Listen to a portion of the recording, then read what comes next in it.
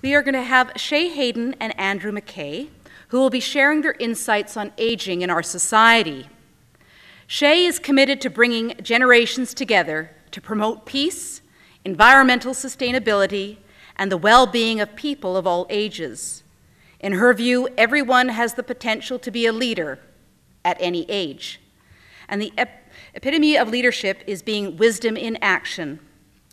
In the past 5 years, Shae has worked extensively in the area of leadership development, executive coaching, and eldering. She is a member of the Elders Council of the David Suzuki Foundation and the Saging Guild.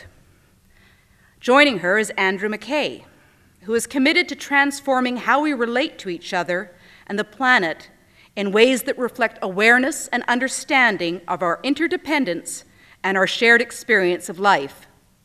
Since 1978, Andrew has managed a successful business specializing in coaching executives and managers in Aboriginal, private sector, government, and NGO organizations. Andrew has led strategic planning programs and facilitated hundreds of workshops, conferences, and training programs. Andrew understands that everyone can achieve self-actualization at any age if they walk with others on the same path. Andrew and Shae.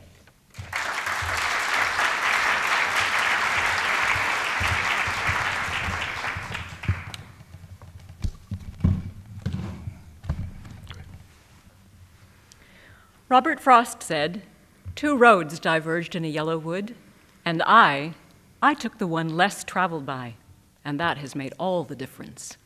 5 years ago, at age of 58, I saw a great change ahead of me.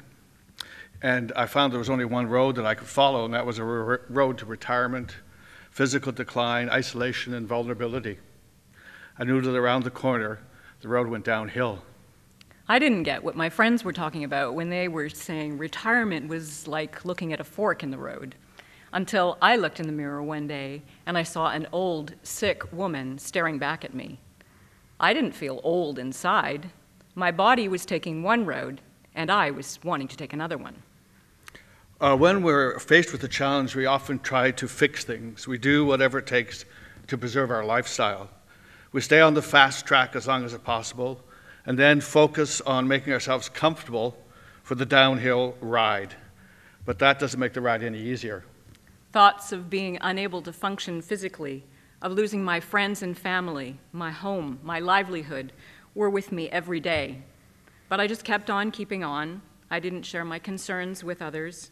I stood alone, wrestling with silent fears about aging, and the world kept showing me visions of my worst fears.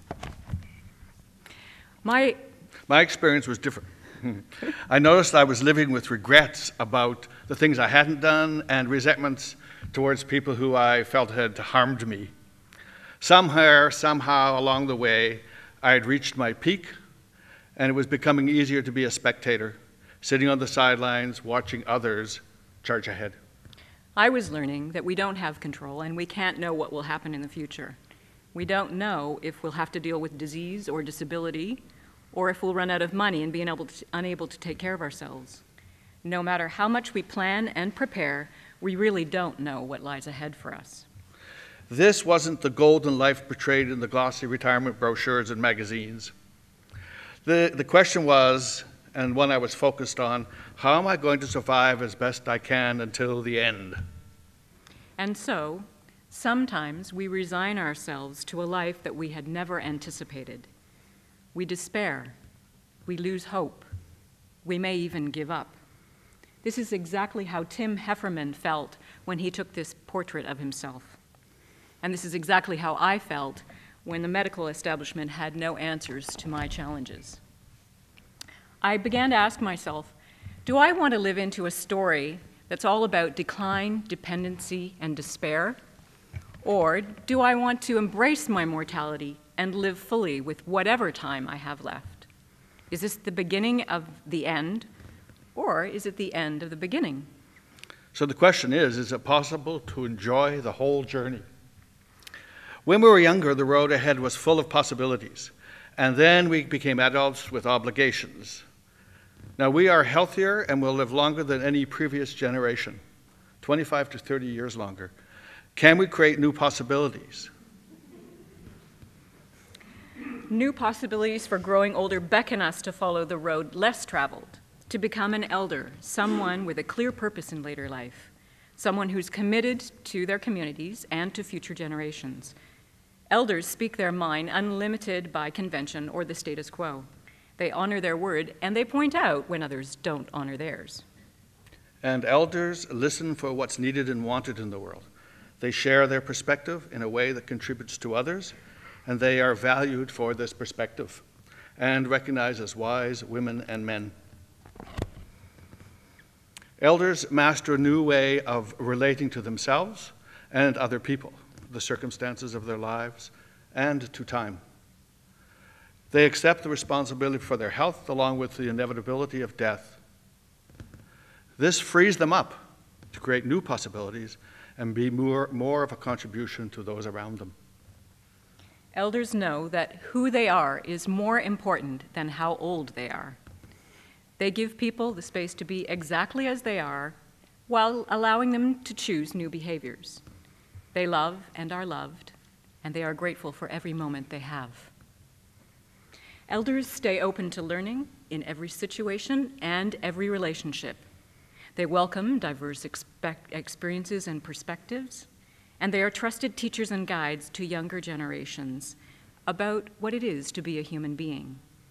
They generously give of their time and acknowledge others for their accomplishments. And so being an elder doesn't happen in isolation. Elders intentionally develop opportunities to be in relationships with younger generations in their communities. They remain open to discovering what, when, and how they can contribute. And this higher purpose for life is about being valued and leaving a legacy. An elderly survivor of Hiroshima said, "I hope that I am able to give my children a better world than I received by telling the story of the lessons that we have learned at Hiroshima." As elders in the 21st century, we can contribute more than our stories. We can contribute the best of who we are in a way that brings out the best in others. So which road will you take when you reach the fork?